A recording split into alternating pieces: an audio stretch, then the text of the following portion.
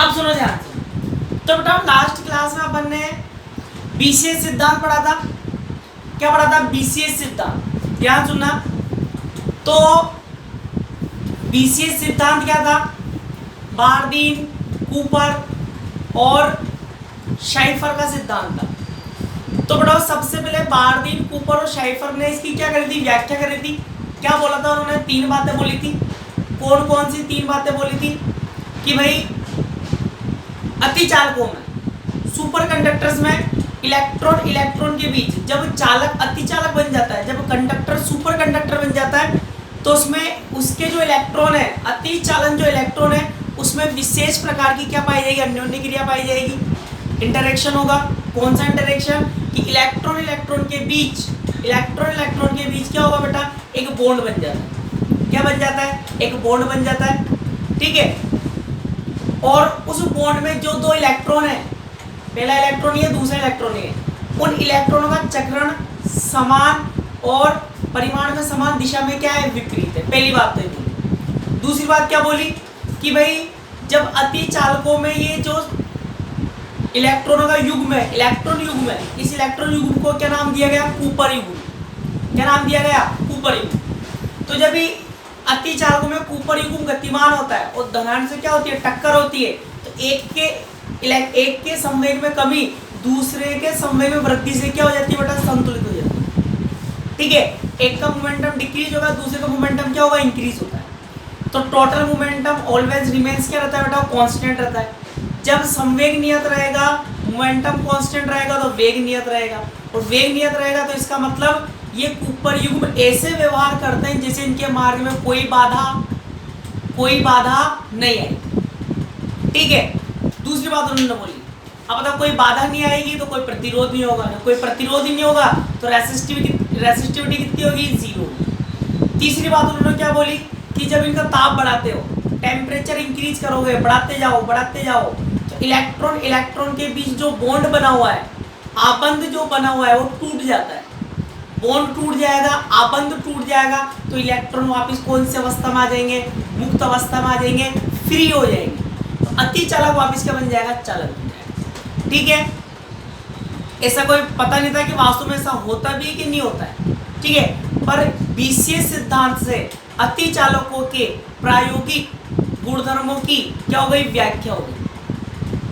इस प्रिंसिपल से मतलब प्रैक्टिकल जो भी था उस सब क्या हो गया? एक्सप्लेनेशन हो गया। तो इसको क्या मान लिया गया? सिद्धांत मान लिया गया। ठीक है। उसके बाद अपन ने लास्ट क्लास में भी देखा था कि कूपर युग्म क्या होता है? एक इलेक्ट्रॉन आता है, केवल संवेग से उसकी टक्कर होती है, टक्कर में क्या निकलता है? फोनॉन।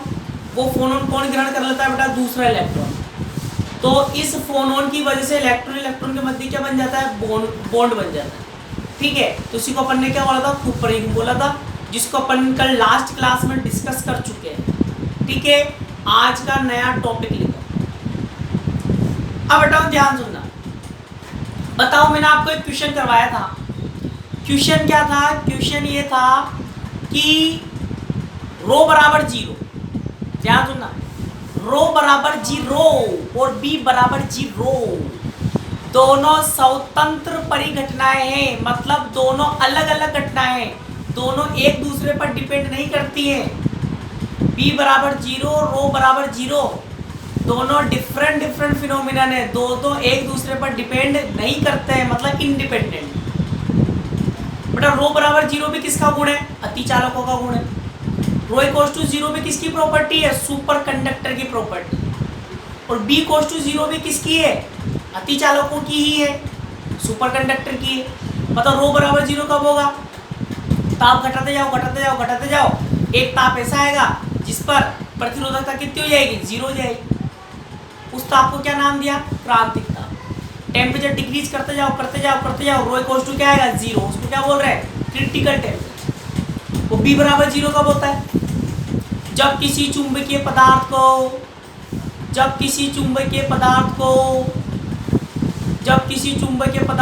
चुंबकीय क्षेत्र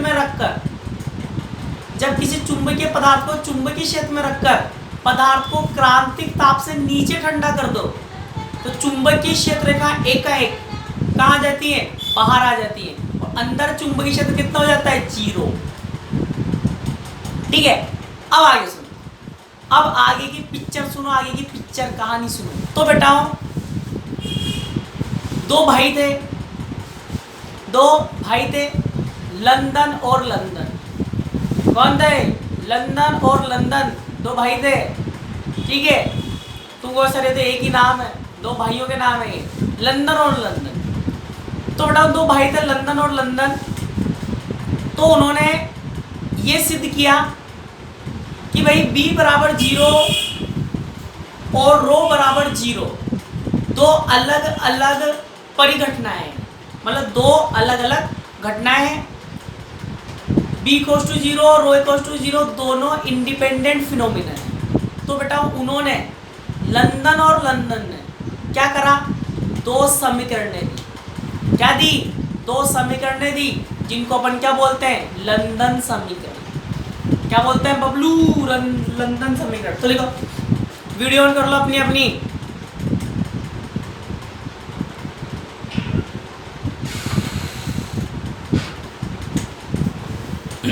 लिखो लंदन और लंदन समीकरण।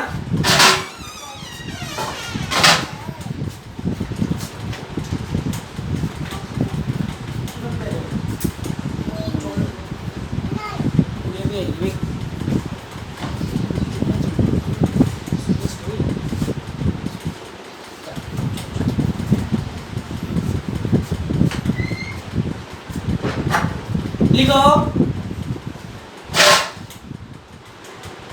लंदन और लंदन समीकरण। लंदन और लंदन समीकरण।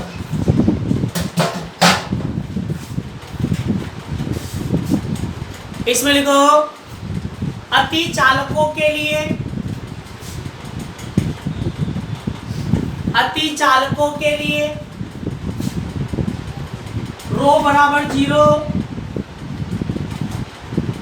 अति चालकों के लिए रो बराबर 0 और b बराबर 0 के लिए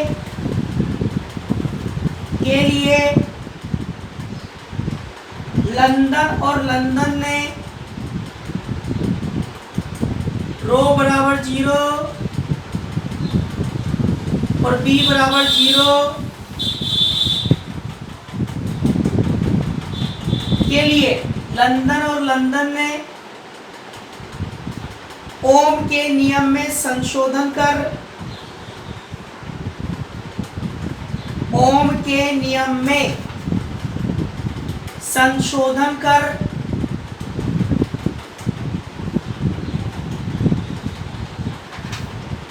ओम के नियम में संशोधन कर मैक्सवेल समीकरण का,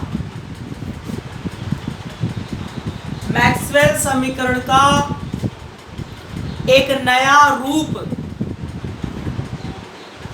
मैक्सवेल समीकरण का एक नया रूप प्रस्तुत किया, एक नया रूप प्रस्तुत किया जिसे लंदन और लंदन समीकरण कहते हैं, जिसे लंदन और लंदन समीकरण कहते हैं।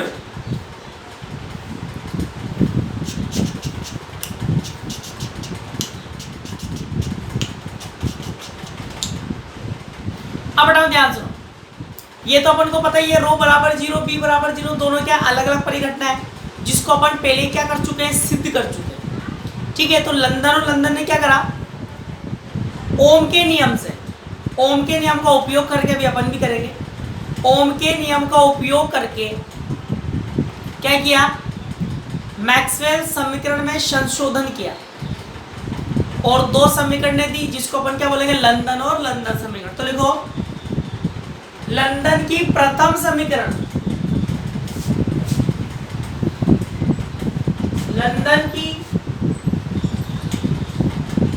लंदन की प्रथम समीकरण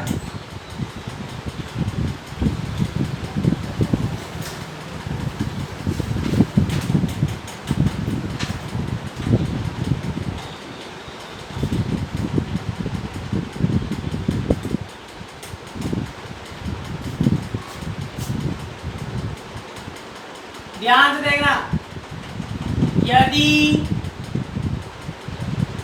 अतिचालन इलेक्ट्रॉनों का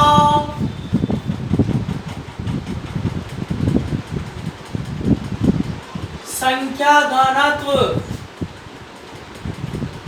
Ns और सर क्लियर नहीं दिख रहा है। अपवहन, किसी को भी नहीं दिख रहा है क्या? और अपवहन वेग, किसी को भी नहीं दिख रहा है क्या? देख रहा अपवहन वेग Vs हो तो, अपवहन वेग Vs हो तो दिख रहा है, दिख तो रहा है। तो ओम के नियम से धारा घनत्व हो तो ओम के नियम से धारा घनत्व बताओ बेटाओ, ध्यान सुनना। अब जब चालक अतिचालक बन जाता है, बाद में छापना, पहले समझो। जब चालक अतिचालक बन जाता है, तो जब चालक अतिचालक बन जाता है, तो बेटा जब चालक होता है तो अपन इलेक्ट्रॉन को क्या बोलते हैं? मुक्त इलेक्ट्रॉन, फ्री इलेक्ट्रॉन के नाम से बोलते हैं। और जब चालक अतिचालक बन जाता है तो अपन क्या बोलते हैं? अतिचालन इलेक्ट्रॉन, सुपर कंडक्टर इलेक्ट्रॉन बोलते हैं। ठीक है, तो मान लिया ये अतिचालक पदार्थ है। इस अतिचालक पदार्थ में कितने इलेक्ट्रॉन है? जैसे मानते हैं अपन चालक के एकांक आयतन में इलेक्ट्रॉनों की संख्या स्मॉल n है, कंडक्टर्स के यूनिट वॉल्यूम में स्मॉल है, नंबर ऑफ इलेक्ट्रॉन कितने? स्मॉल है। ऐसे यहाँ पर ने क्या मान लिया? अतिचालन इलेक्ट्रॉनों की संख्या घनत्व मतलब एकांक आयतन में इलेक्ट्रॉनों की संख्या, यूनिट वॉल्यूम में नंबर ऑफ इलेक्ट्रॉन Ns, और किस वेग से गतिमान है इलेक्ट्रॉन जिस वेग से गतिमान होता है उसको अपन क्या बोलते हैं? अपवहन वेग, ड्रिफ्ट वेलोसिटी। Vs वेग से गतिमान है तो बताओ धारा घनत्व का फॉर्मूला, धारा घनत्व का फॉर्मूला सब पढ़ा है तुम्हें पहले, जल्दी बताओ। बच्चा बताएगा, जल्दी बताओ बबलू।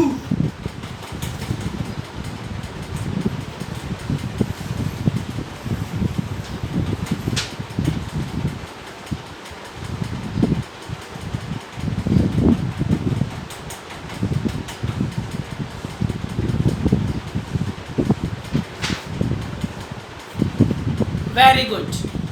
तो बेटा ये तो अपन को याद ही है, I बराबर क्या होता है? N Q A V D, ये तो होता है। Very good. तो I को अपॉन में ले लो, I अपॉन ए क्या आएगा? N Q V D. I upon A क्या हो गया? जे बराबर क्या आ गया? N Q V D. हाँ के ना? अरे हाँ के ना? तो बेटा यहां से लिखूंगा, क्या लिखूंगा? J बराबर संख्या कितनी है? Ns, Q अपॉन में कितना है बेटाओ? Vs। सदिश रूप में लिखूंगा, वेक्टर रूप में लिखूंगा तो यहाँ लगाऊंगा वेक्टर, यहाँ लगाऊंगा वेक्टर, यहाँ क्या लगाऊंगा? माइनस, क्योंकि बेटा इलेक्ट्रॉन पर आवेश कितना होता है? नेगेटिव, इसलिए अपन क्या लेंगे? माइनस। ठीक है, अब मुझे बताओ, यहाँ पर मैंने E ना लिखकर Q लिखा, E ना लिखकर Q का यूज कर रहा हूँ, क्यू कर रहा हूँ मैं Q का यूज। यहाँ भी देखो मैंने Q लिखा Q। क्या मैं E लिख सकता हूँ क्या? जल्दी बताओ, क्या मैं E लिख सकता हूँ क्या? बताओ।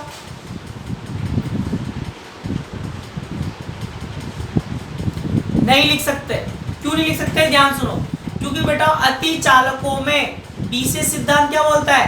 कूपर युग्म गतिमान है, कूपर युग्म, एक अकेला इलेक्ट्रॉन गतिमान नहीं है, कूपर युग्म गतिमान होता है। तो कूपर युग्म में एक इलेक्ट्रॉन थोड़ी है, अगर सिंगल इलेक्ट्रॉन होता तो मैं यहाँ पर सिर्फ ई लिखता। इलेक्ट्रॉन प्रवेश कितना होता है? ई, तो यहाँ पर अपन ई लिखते हैं। ठीक है, पर एक कूपर युग्म में कितने इलेक्ट्रॉन होते हैं? 2। ठीक है, तो 2 इलेक्ट्रॉन है, अगर मैं यहाँ पर ई लिख दूंगा तो इसका मतलब 1 इलेक्ट्रॉन की बात चल रही है। तो यहाँ पर ने क्या लिख दिया Q, और Q का मान याद रखना कितना होता है 2e, क्योंकि एक इलेक्ट्रॉन पर E तो दूसरे पर 2e। ठीक है, चलो इक्वेशन नंबर कौन सी आएगी, फर्स्ट। अब देखते जाओ, चूंकि F वेक्टर बराबर बताओ, जैसे ही अपन ने विद्युत क्षेत्र लगाया, बैटरी लगाई, मान लो अति चालक छड़ है, अति चालक छड़ के दोनों सिरों के बीच क्या लगा दिया अपन ने, बैटरी लगाते ही क्या स्थापित होगा, विद्युत क्षेत्र, इलेक्ट्रिक फील्ड स्थापित हो जाएगा। विद्युत क्षेत्र जैसे स्थापित होएगा तो ऊपर युग्म पर क्या लगेगा, विद्युत बल लगेगा। क्या लगेगा, इलेक्ट्रिक फोर्स लगेगा। जैसे इलेक्ट्रॉन पर क्या लगता है, विद्युत बल, ऐसे ऊपर युग्म पर भी क्या लगेगा, विद्युत बल। उस विद्युत बल का फॉर्मूला क्या होता है, F बराबर QE। याद है कि नहीं, अरे याद है कि नहीं, इलेक्ट्रॉन पर आवेश कितना होता है, माइनस का E। देखते जाओ, अब बताओ इस F को अगर मैं ऐसे लिख दूं, इस F को अगर मैं ऐसे लिख दूं तो किसी को कोई समस्या,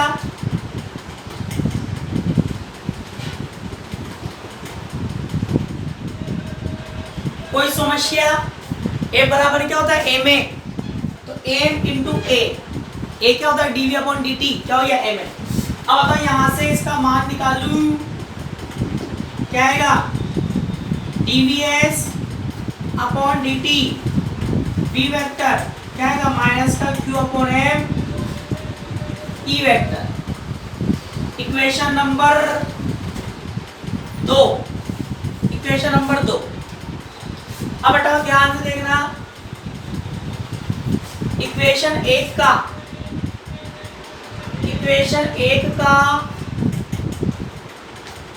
t के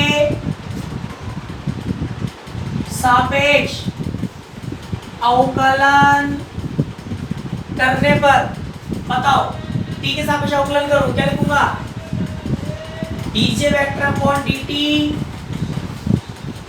माइनस का ns q। ns और q तो क्या है, कांस्टेंट है, किसका होएगा, dvs vector upon dt। Equation 2 से बाहर रख रहा हूं, यूजिंग इक्वेशन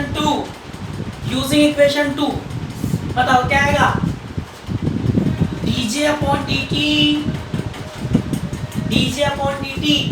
तो क्या आएगा, माइनस माइनस तो क्या हो जाएगा, प्लस ns q, और q क्या हो जाएगा, q स्क्वायर, और क्या आएगा, e वेक्टर अपॉन m, जो कि क्या है, लंदन की प्रथम समीकरण। पहले यहां तक लिखो, फिर आगे चलेंगे। चले आगे, यहां लिख लो, जो कि लंदन की प्रथम समीकरण है,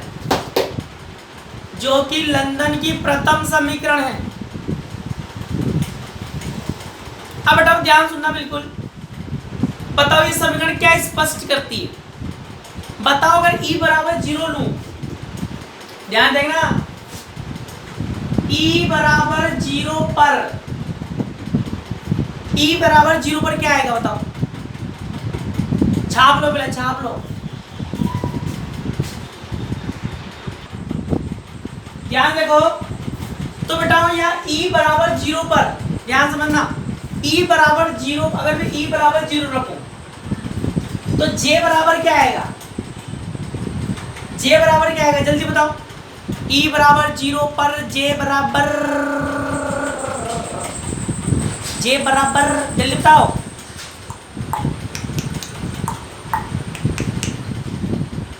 कांस्टेंट। J बराबर कांस्टेंट, तो बेटा जब J बराबर कांस्टेंट है तो क्या रो बराबर 0 लिख सकता हूं क्या, J बराबर कांस्टेंट पर रो बराबर 0 लिख सकता हूं क्या, याद हो तो बोलो यस, नहीं याद हो तो पूछो कैसे,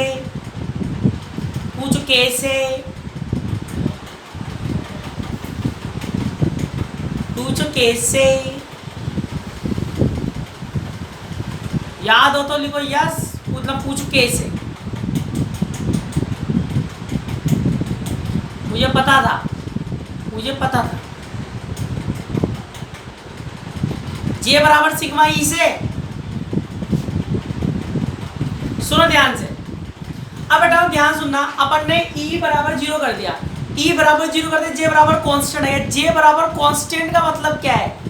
जे बराबर कांस्टेंट, धारा घनत्व कांस्टेंट हो गया, एकांक क्षेत्रफल से गुजरने वाली धारा कांस्टेंट, एकांक क्षेत्रफल से गुजरने वाली धारा कांस्टेंट हो गई, धारा नियत हो गई, नियत धारा क्या हो गई? नियत हो गई। ये वही वाली बात हो गई, ध्यान सुनना। बताओ चालकों में तो क्या होता है बेटा, जैसे आपने विद्युत क्षेत्र हटा लिया, चालकों में तो विद्युत क्षेत्र हटा लिया, कंडक्टर्स में इलेक्ट्रिक फील्ड 0, करंट 0, कंडक्टर्स की बात कर रहा हूँ। अब अति चालकों में क्या हो रहा है? अति चालकों में आप देख सकते हो, विद्युत क्षेत्र अगर आप हटा लोगे, बैटरी आप हटा भी लोगे, बैटरी अगर आपने हटा ली, फिर भी जे बराबर क्या आ रहा है? कांस्टेंट। जे बराबर कांस्टेंट का मतलब एकांक क्षेत्रफल से गुजरने वाली धारा क्या है? नियत है। धारा कांस्टेंट बनी रहेगी, मतलब धारा बहती रहेगी, बहती रहेगी। वही वाली बात है, एक बाल्टी लो, बाल्टी भर दो पानी, ठीक है, कौन सा द्रव भर दो? आदर्श द्रव भर दो, आदर्श द्रव। और आदर्श द्रव में क्या होता है? श्यानता का गुण नहीं होता है। श्यानता कितनी होती है? 0। उस द्रव को बाल्टी में एक बार किसी सहायता से घुमा के छोड़ दो, जिंदगी भर क्या होगा? घूमता ही रहेगा। तो वही वाली बात यहाँ भी बताओ। तो अति चालकों में विद्युत क्षेत्र 0 कर दोगे, तब भी धारा 0 नहीं होगी, अर्थात जे बराबर कितना है? कांस्टेंट है। अब धारा कांस्टेंट है, धारा वेरी है, इसका मतलब क्या हुआ कि प्रतिरोधकता कितनी है? 0 है। विद्युत क्षेत्र हटा लेने के बाद भी धारा लगातार बहती जा रही है, इसका मतलब उस पदार्थ का जो अति चालक है, उसका रेसिस्टेंस, उसका प्रतिरोध, उसकी रेसिस्टिविटी, प्रतिरोधकता, प्रतिरोध सब क्या हो गया? 0। इसीलिए अपन ने क्या लिखा? रो बराबर 0। आया कुछ समझ में? इसीलिए बेटाओ बोल रहे हैं, बताओ रो बराबर 0 का संबंध, रो बराबर 0 का संबंध किससे है? रो बराबर 0 का संबंध किससे है? बी बराबर 0 से है कि ई बराबर 0 से है? रो बराबर 0 का संबंध बी बराबर 0 से है कि ई बराबर 0 से है?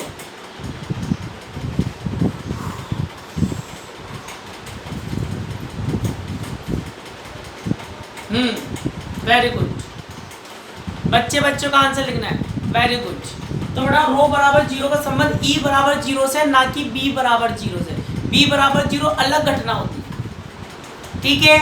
तो लिखो, एक लाइन लिखो इसके नीचे। आता स्पष्ट है कि ई बराबर 0 के लिए, ई बराबर 0 के लिए जे बराबर, ई बराबर 0 के लिए जे बराबर कांस्टेंट होता है या नियत होता है।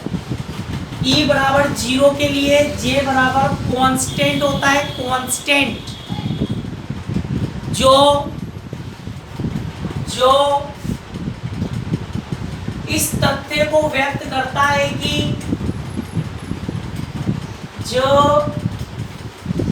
इस तथ्य को व्यक्त करता है कि अति चालकों के लिए, अति चालकों के लिए,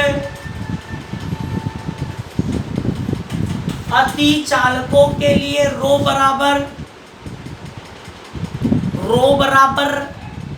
0 होता है। अति चालकों के लिए रो बराबर 0 होता है, 0। तो हम पहली समीकरण निकाल लिया अपन ने ओम के नियम से। पहली समीकरण निकलती है ओम के नियम से, दूसरी समीकरण निकलती है मैक्सवेल समीकरण से। तो लिखो, लंदन की द्वितीय समीकरण, लंदन की द्वितीय समीकरण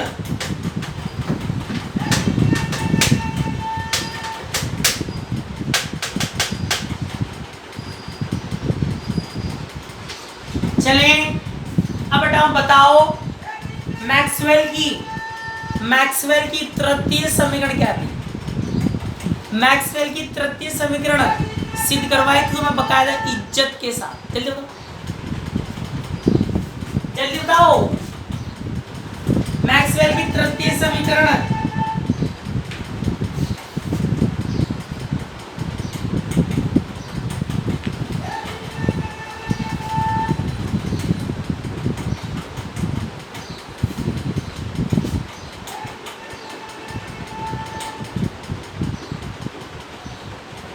जल्दी बताओ।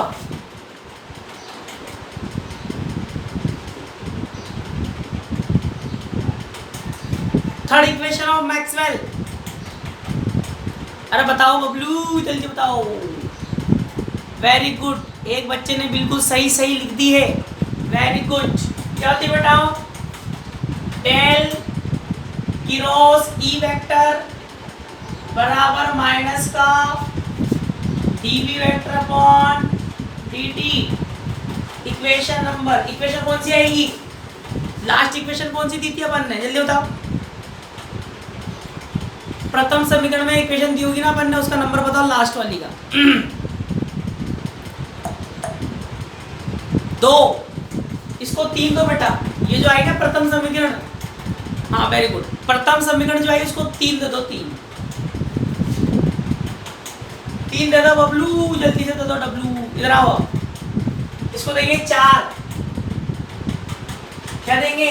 4। अब बेटा मैं क्या कर रहा हूं, समीकरण 3 का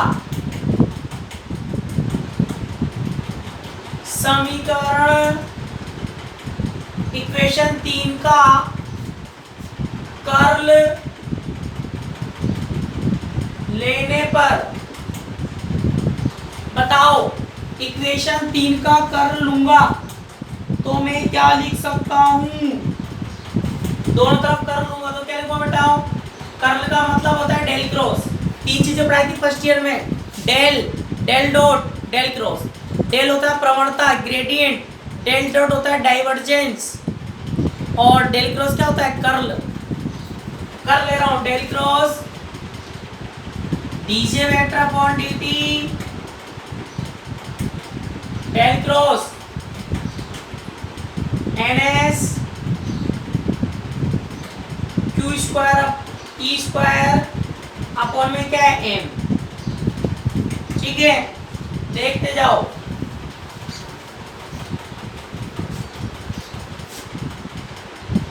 ठीक है, और बेटा हम कर्ल होता है सदिश, कर्ल होता है वेक्टर, तो सदिश राशियों का कर्ल लेते हैं।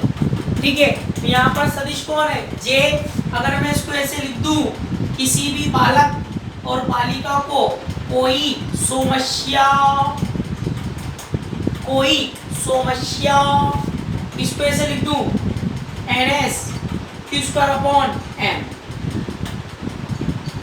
Del cross E vector. कोई समस्या तो नहीं? जल्दी बोलो। अब बेटा मैं क्या कर रहा हूं, डेल क्रॉस ई का मान यहां रख रहा हूं। डेल क्रॉस ई का मान क्या रखेंगे? इक्वेशन कौन सी आएगी? 5। पुट इक्वेशन 4 इन इक्वेशन कौन सी आएगी? 5। मान रख रहा हूं, बताओ क्या आएगा? अरे बताओ क्या आएगा Bablu?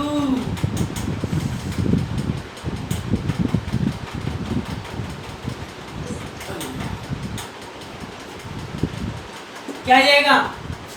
Minus ns q square upon m। इसका मान रखेंगे, क्या आएगा? आगे माइनस आ जाएगा, और क्या आएगा बेटा पीछे? dv vector upon dt, dv vector upon dt, जो कि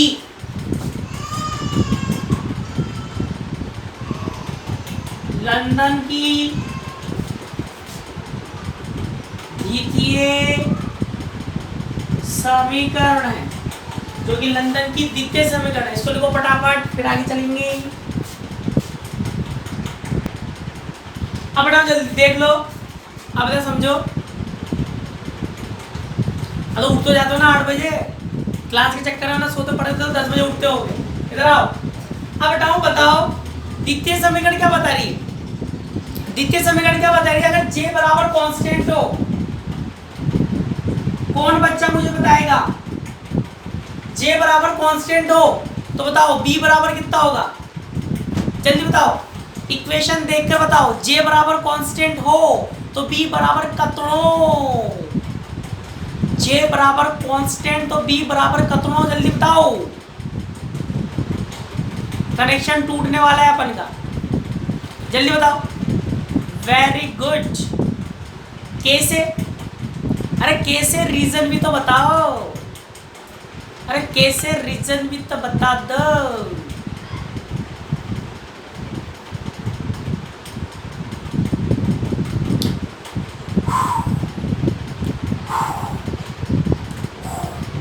कैसे कैसे जल्दी बताओ।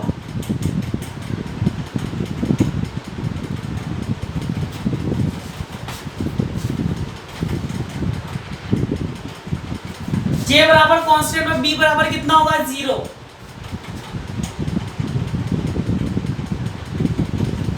जे बराबर कांस्टेंट बी बराबर क्या होगा? 0। क्यों? क्योंकि बेटा कांस्टेंट का कर्ल, फर्स्ट टाइम में खूब क्वेश्चन कर रहे थे अपन ने, कांस्टेंट का कर्ल किसके इक्वल होता है? 0 के इक्वल होगा। ठीक है, तो b बराबर कितना आएगा? 0। तो बेटा इससे क्या शिक्षा मिलती है कि b बराबर 0 का संबंध किससे है? b बराबर 0 कब होगा? जब j बराबर क्या होगा? कांस्टेंट होगा। j बराबर कांस्टेंट होगा तब जाके b बराबर 0 होगा। और रो बराबर 0 का संबंध किससे? e बराबर 0 से। रो बराबर 0 का संबंध है e बराबर 0 से, और b बराबर 0 का संबंध है j बराबर कांस्टेंट से। दोनों घटनाएं क्या है? अलग अलग।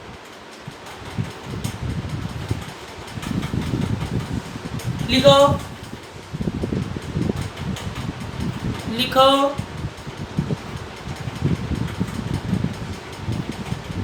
अतः स्पष्ट है कि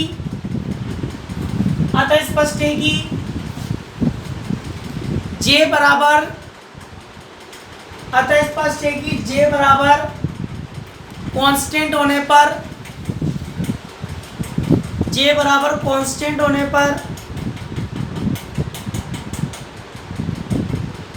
बेटा बी कांस्टेंट कहां से आएगा? बी तो 0 आएगा ना। कांस्टेंट का कर्ल 0। अतः स्पष्ट है कि जे बराबर कांस्टेंट होने पर बी बराबर 0 प्राप्त होता है। बी बराबर 0 प्राप्त होता है। लिख लिया? लिख लिया?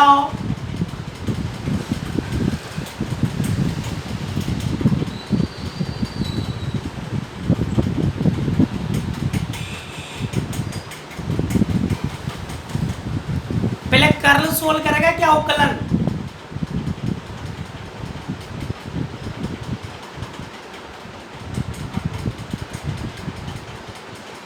फिर मैंने पहले ही बताया था,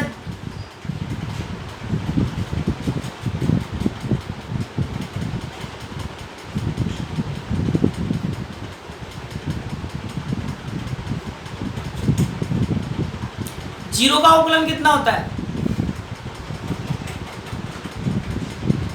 जीरो का अवकलन, जीरो का समाकलन कितना होता है?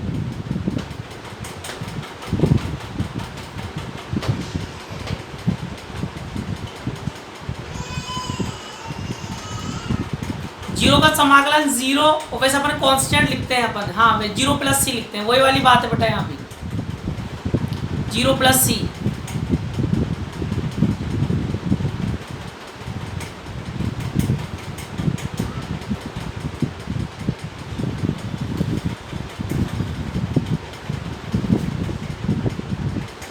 अब बेटा मैथ्स के हिसाब से अगर अपन देखें तो अगर अपन इसको कांस्टेंट भी बोलेंगे, मतलब कांस्टेंट का मतलब क्या है?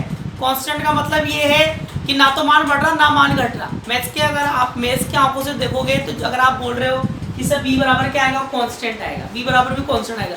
तो यहाँ पर यहाँ क्या लिखा? अपन ने 0 ही लिखा है। ठीक है, तो 0 का मतलब मान क्या नहीं बदल रहा है यहाँ पर, तो इसलिए तो बोल रहे हैं जे बराबर कांस्टेंट, बी बराबर 0। क्योंकि अति चालकों की बात हो रही है। अति चालकों के लिए बेटा b बराबर 0 ही तो होता है, b बराबर कांस्टेंट थोड़ी ले रहे हैं अपन। स्टार्टिंग से क्या मान के चल रहे हैं, b बराबर 0। वैज्ञानिकों ने क्या माना, b बराबर 0 है अति चालकों के लिए, चुंबकीय क्षेत्र का मान 0 हो जाता है। अब या तो माइजनर प्रभाव में आप ये मान के चलो कि जब चुंबकीय क्षेत्र रेखा बाहर आ जाती है तो अंदर चुंबकीय क्षेत्र कांस्टेंट हो जाता है, पर कांस्टेंट थोड़ी होता है, कितना होता है, 0 हो जाता है। और जब माइजनर प्रभाव में अंदर चुंबकीय क्षेत्र 0 हो जाता है तो बेटा इतना अपन को कॉमन सेंस लेके चलना पड़ेगा कि यहाँ पर भी अपन b बराबर क्या लेंगे, 0 ही लेंगे। ठीक है, अब मेरी बात सुनो, ये यूनिट आपकी कल समाप्त हो जाएगी। एक छोटा सा टॉपिक और बचा हुआ है, लंदन भेदन गहराई। लंदन भेदन गहराई और है, फिर एक एक नंबर के क्वेश्चन लिखाऊंगा आपको, तो कल ये यूनिट क्या हो जाएगी, समाप्त। इस बुक में आपकी 4 यूनिट हो जाएगी। कितनी हो जाएगी, 4। और इस महीने में आपका ये पेपर भी क्या हो जाएगा, समाप्त हो जाएगा। ठीक है बेटाओं, तो आज कक्षा अपन यही समाप्त भी करते हैं।